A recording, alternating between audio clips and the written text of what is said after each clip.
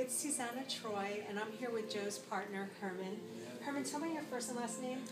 Herman Velez. Okay, and I did a great interview with him. I didn't center the camera that great, but we've been talking. I'm like the female Joe. I say the unsayable. So you expressed concern that I could perhaps get in the way of Joe getting the reinstatement that we're seeking. Tell me about that. Well, one of the reasons Joe got into the problem that he did get into was because he never held back. He used very little discretion. He used flamboyant language with some of the bosses. He didn't get the support that he needed after the trial because they remembered him as a fighter, a boss fighter. Right. And if you, unfortunately, you had something to do with, you had an incident. I had an incident. It was like the female Serpico. I was assaulted. I went to the police. It took 2 weeks. It appeared that Dr. Fagelman, the employer for the woman who assaulted me, called 1-800-FIX-IT. And not only was it the NYPD, but it was also the Internal Affairs. And I'm incredibly angry. And so you're saying my anger. Go ahead. Well, it would be a sad thing if your anger carries over into what we're trying to do for Joe. Right. It is. It is carrying over. What was interesting is I spoke to different police officers. You had the most unique in saying that it's not necessarily the department, but that it was just certain bosses. So you were different than some of them. And in fact, the Internal Affairs officer, John, that I interviewed, he was completely, it's not internal affairs, it's not the police. He said it was only drug dealers. So in interviewing all of you, I get different perspectives. But the bottom line was Joe was railroaded, and Joe and I are exactly alike. We're outspoken. And I told Joe when we started, I'm going to get this up. Anyone on YouTube is welcome to use, if there's a documentary filmmaker that wants to start from scratch based on this or use our footage, go right ahead. And anybody, you don't even have to be part of my work. You can go up, I'll give you the password, and if you can interview anyone or you want to speak up for Joe, I give you the password onto YouTube and you post live. And Herman has an excellent point, but my response is this: Joe is going to get that honorary reinstatement, whether it's now, under Commissioner Bill Bratton with Mayor Bill de Blasio, or after Joe and I are gone, his children and grandchildren will continue to pursue justice because Joe, as you confirmed, is innocent, correct? Absolutely. You were there. I was there. So I want you to thank you for pointing. Joe Sanchez, how long did you know him, and tell us about that night you were there with him? I met Joe during the mid-'70s when he transferred up from the 2-5 precinct and came to the 3-0 precinct. And we decided that we would team up. We were both interested in being what is known as active police officers. And we teamed up. We had our sector. It was located in the northern part of the precinct.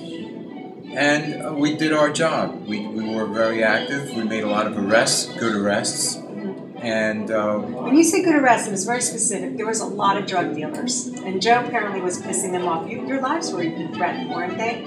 Yes, at one time, Joe, the 30th Precinct Station House received a phone call. And that phone call said that Joe and I were going to be shot in the head. Okay, and so when you heard that, how did you feel? Were you going to go, oh, I'm not going to arrest drug dealers anymore? I was concerned, of course. No, it didn't stop me. It didn't stop Joe. It wasn't the only time we were threatened one way or another. So we just continued doing our job the best way we knew how. So the night that Joe was accused of all these false allegations by drug dealers, you were there.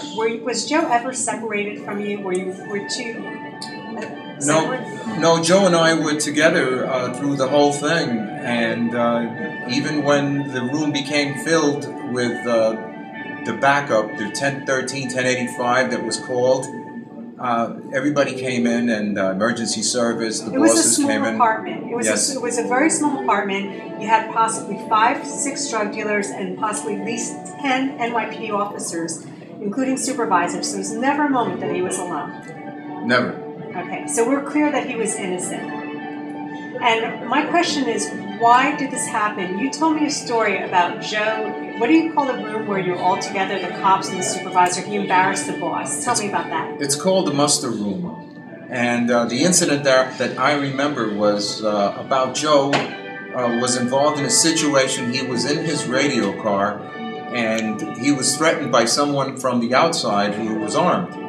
And the only thing that Joe could do at that moment was to pull his firearm, his backup off-duty gun from his ankle holster, because going for his service revolver was kind of difficult at the time since you're in a radio car.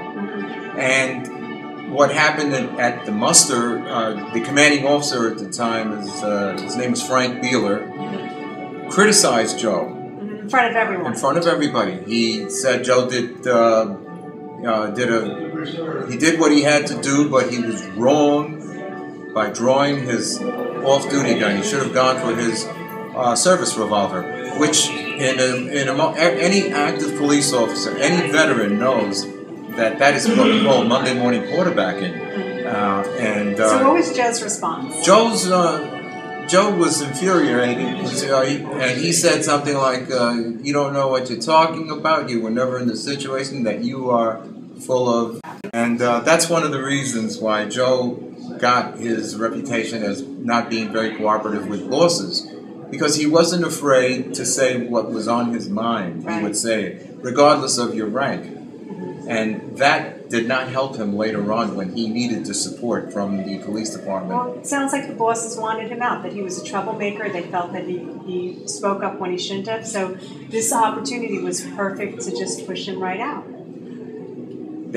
This opportunity where he was accused of stealing money from 5 different arrested individuals. How would he have done that? I mean, you had to be like faster than green lightning. It's impossible. And that no one actually knew that there was any allegation. That night, we took the defendants, the suspects. They were under arrest into the station house, and I recall before we got to the station house, Mr. Cunningham, who was the first one to get arrested, was asking the officers, "Are you Joe Sanchez?" Mm-hmm. And he finally came over found Joe, and he said, "You're Joe Sanchez?" And Joe says, "Yeah."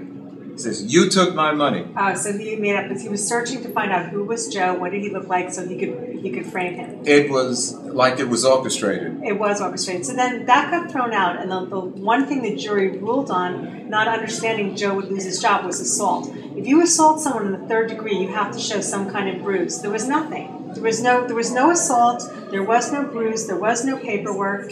So the whole thing was railroaded. My question is this. I have a CCRB form that a good cop gave Joe, and on it, you and Joe, the internal affairs pulled over a man who left his car double parked. They took him to Rikers and questioned him for 3 days without letting his family know where he was, and they were questioning him about you two, about you guys. That's my phone, sorry. I called kidnapping. The reason I call kidnapping is if you arrest someone, you're allowing them a call. They didn't allow this man a call. His car was left for 3 days. And on the form, so he went to CCRB and made a complaint against Internal Affairs. Your name is there. Apparently, this man said 2 Internal Affairs guys came, took him, held him for 3 days, and wanted any kind of dirt on you and Joe. And he said he didn't have any. And they kept him for 3 days, would not let him call his wife.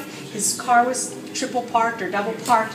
So they were looking for someone. Is there a possibility those same internal affairs officers, and their names are on that complaint form, just went from one arrest to the next, looking for something to get rid of Joe? And you somehow survived, Joe didn't. My theory is that you're very diplomatic. You even told me, I am like Joe. I'm not necessarily doing the best in Joe's interest. I'm really angry with the police right now for what they did to me. Very similar to Joe. Willing to fabricate. They were looking for someone who was willing to fabricate, and this guy was not willing to do that. Why else would you hold him for 3 days? I remember that incident. I remember hearing about it years ago. Remember this, that these investigators do not take it upon themselves and go on their own investigation. They are directed by their bosses and whatever case is being investigated to go ahead and conduct these interviews. So this whole thing about trying to find information that they could use against Joe just merely backs up the part that states that this was a bad investigation against Joe. His arrest was fabricated. It was fabricated. It was called what I would call malicious prosecution. Absolutely. So explain about this malicious prosecution. Well, officers of the court, such as prosecutors, take an oath they have to protect your rights, protect everyone's rights. As far as Joe's situation was concerned, Joe and I testified before a grand jury and never waived our immunity. So that means that we are entitled to the protection under that right from prosecution. Joe was prosecuted. He was arrested. He was indicted.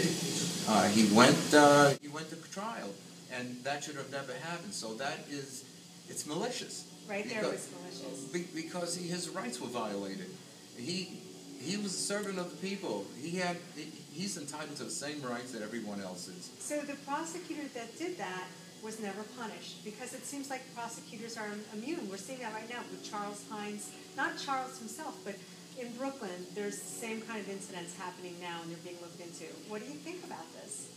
Well, unfortunately, that is the hard truth. The people who were responsible for that prosecution, no matter where it originated, no matter what reason that it originated toward Joe, against Joe, which I believe it had its roots within the police department. Yeah, I do too. And it wasn't the department.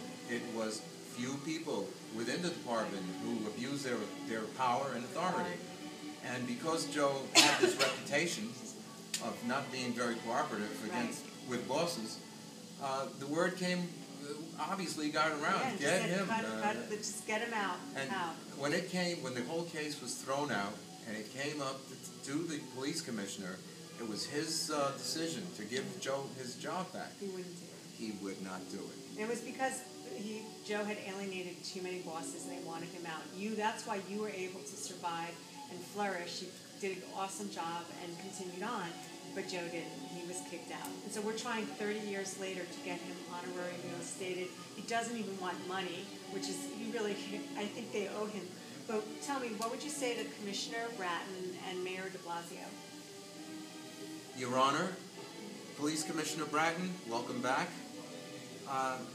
If ever anyone needed a fair shake, Joe and his family, we must never forget that Joe has a family. And they had to live through this. He needs a fair shake. If there was anything that I can say or do, I would say, please, open the books, look at the report, look at the investigation, look at the merits, and you'll see that Joe is deserving of this honorary reinstatement. Please reinstate Joe. Thank you.